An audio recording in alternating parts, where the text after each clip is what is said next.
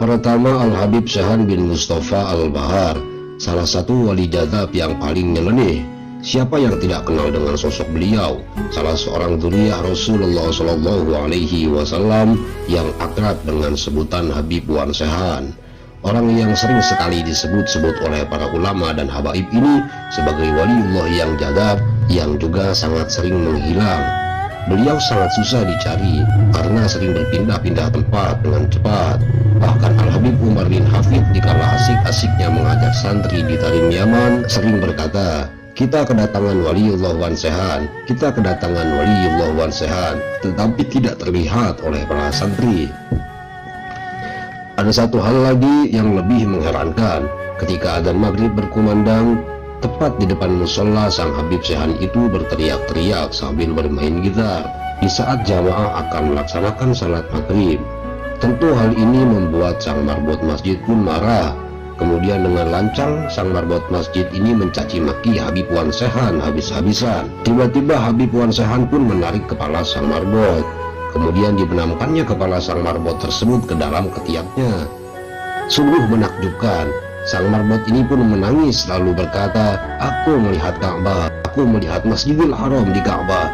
Kemudian sang marbot masjid ini pun meminta maaf kepada Habib Wan Sehan. Ada satu kisah lagi ketika akan diadakan acara maulid. Seorang santri akan berangkat ke acara maulid. Kebetulan ia melewati kediaman Habib Wan Sehan, lalu menyapa Habib Wan Sehan, "Ayo Bib, kita berangkat ke maulid, kok masih duduk aja?" Tiba-tiba saja Habib Wan Sehan pun memarahinya, "Sudah sana kamu berangkat duluan, ngapain ajak-ajak saya? Ajak sana kiai kamu berangkat duluan." Santri itu pun tidak berkomentar panjang-panjang karena dia telah mengetahui derajat makom kewalian Habib Wan Sehan. Dia pun bergegas berangkat ke acara maulid. Ketika sampai di acara maulid, sungguh membuatnya takjub. Dia pun berkata, "Subhanallah," sambil menggeleng-gelengkan kepalanya. Ternyata Habib Wan Sehan sudah berada di posisi paling depan menerima para jamaah sambil berkata, "Ayo tafadhol, tafadhol, tafadhol." Ketika sang santri itu pun bersalaman dengan Habib Wan Sehan, Habib Wan Sehan berkata kepadanya, "Hehe, maaf ya, aneh sampai duluan. Ayo terus, tafadhol, tafadhol." Dan berkata pada jamaah yang lain. Setelah selesai acara maulid, seperti biasanya para jamaah pun menyantap makanan. Tiba-tiba Habib Wan Sehan pun datang mengacak-acak makanannya. Dicicipinya satu persatu makanan tersebut, lalu diacak-acak. Para ulama, kiai dan habaib yang telah mengetahui kesaktian Habib Wan Sehan hanya tersenyum saja melihatnya. Namun bagi orang yang baru pertama kali melihat Habib Wan Sehan, pasti mengira bahwa itu adalah orang gila. Habib Wan Sehan pun terus saja berlari ke sana kemari dan mengacak-ngacak makanan yang ada di situ sambil berkata, "Barakallah lakum, barakallah lakum." Sungguh menakjubkan.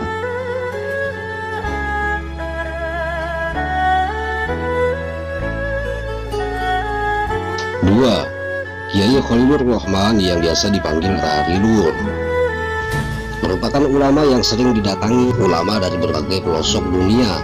Tak hanya itu, warga biasa pun sering datang untuk meminta barokah, mulai dari soal urusan pernikahan sampai minta obat alternatif. Kalau dilihat-lihat nasabnya ke atas, beliau adalah cicit ulama besar Indonesia, Kiai Khalil bin Abdul Latif atau Syekhona Khalil Bangkalan. Bergelar Syekhona karena Kiai Khalil adalah guru besar mayoritas ulama Indonesia. Masyarakat Madura menilai Rarilur dalam makom jadab. Dalam terminologi tasawuf, jadab merupakan satu tingkatan proses untuk mencapai tingkat karomah istimewa yang biasa disebut wali. Namun sebagian masyarakat menilai Rarilur sudah mencapai makom wali. Mana yang benar? Wallahu a'lamu bishawab. Yang pasti kiai ini memang luar biasa. Penampilannya yang sangat bersahaja, bahkan jauh dari kehidupan normal, membuat hati orang yang melihatnya bergetar. Wajahnya yang memancarkan nur ilahi, beliau bagai magnet kehidupan. Beliau membuat orang yang melihatnya lupa akan segala gemerlap dunia. Duh Gusti, inikah ulama sebenarnya? Beliau adalah orang yang zuhud, hidupnya hanya untuk Allah. Kebiasaannya hanya berkelana dari satu tempat ke tempat lain. Orang yang tak memahaminya bisa jadi mengira beliau adalah orang gila. Maklum, dengan penampilan yang sederhana, terlebih perilakunya yang cenderung aneh, beliau kadang hidup di tengah laut merendam diri sampai berhari-hari. Namun justru sikapnya inilah yang mengingatkan orang pada Nabi Khidir alaihi salam.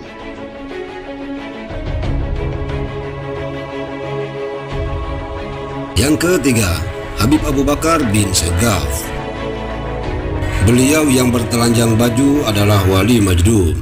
Al-Habib Abu Bakar bin Segaf bin Abu Bakar As-Segaf adalah cucu dari Al-Qutub Al-Habib Abu Bakar bin Muhammad As-Segaf.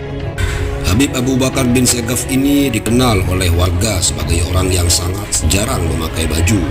Bahkan orang yang melihatnya sekilas akan menganggapnya seperti orang gelandangan. Namun, setiap orang yang pernah berjumpa dan bersalaman dengannya akan merasakan kerinduan yang sangat berat. Al-Habib Abu Bakar bin Segaf ini diberi oleh Allah Subhanahu wa Ta'ala keistimewaan, yaitu air kencingnya bau wangi. Dan beliau mengurung diri di dalam kamar kurang lebih 15 tahun tanpa makan dan minum. Bahkan pernah beliau hanya memakai sarung dan loncat ke dalam sumur. Seketika yang tertinggal hanya sarungnya saja yang ada di sumur. Begitu dicari, ternyata beliau sudah berada di makam kakeknya sambil memeluk batu nisannya, yaitu Habib Abu Bakar bin Muhammad As-Segaf.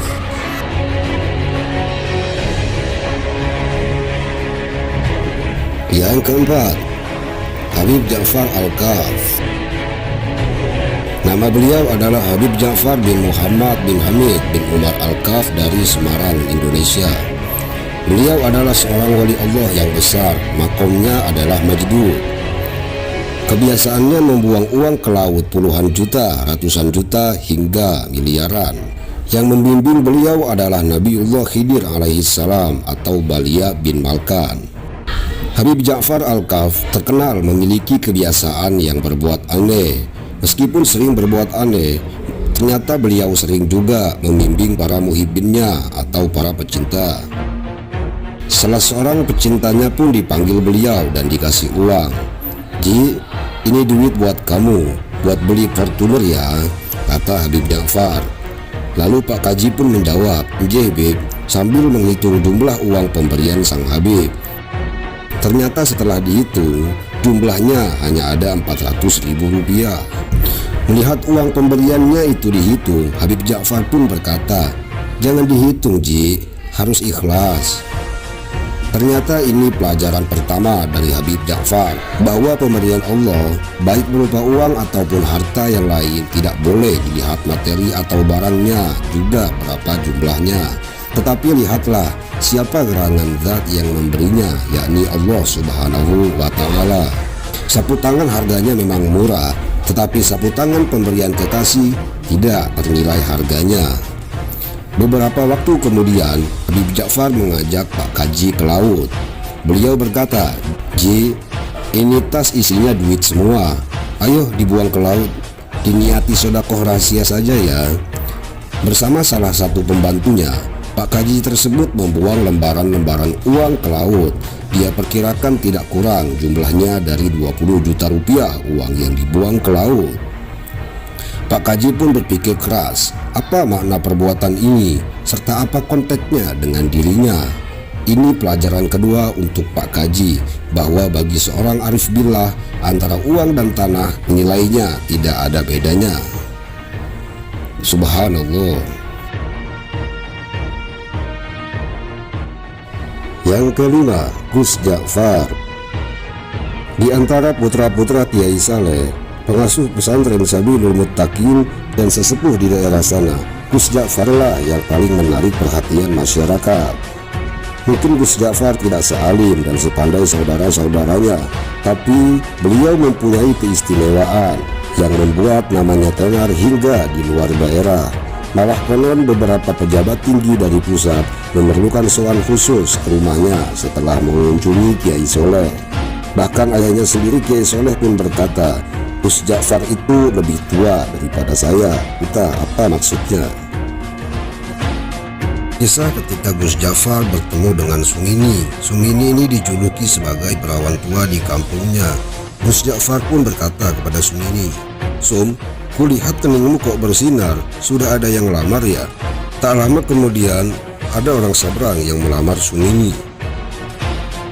Begitupun kisah yang dialami seorang tukang kebun.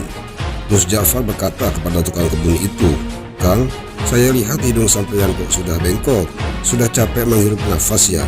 Loh, ternyata besoknya tukang kebun itu pun meninggal. Inikah yang dinamakan ilmu kasyaf? Wallahu a'lamu bishawab. Satu cerita lagi dari Lik Salamun. Ketika Gus Jafar bertemu dengan Lik Salamun, Gus Jafar berkata kepada Lik Salamun, "Wah, saku sampean kok mondol-mondol, dapat proyek besar ya?" Pengakuan Lik Salamun, padahal pada saat itu justru kantongnya sedang kempes-kempesnya. Dan percaya atau tidak percaya, esok harinya Lik Salamun memenangkan tender yang diselenggarakan Pemda tingkat provinsi. Sungguh luar biasa. Itulah kisah wali-wali Allah majdub di Indonesia. Ini bisa dijadikan pelajaran untuk kita semua. Jangan menganggap remeh, jangan menganggap rendah orang-orang yang terlihat hina. Beliau-beliau memang terlihat aneh, perilakunya begitu di luar akal manusia. Tapi tanpa kita ketahui, beliau-beliau adalah wali-wali Allah.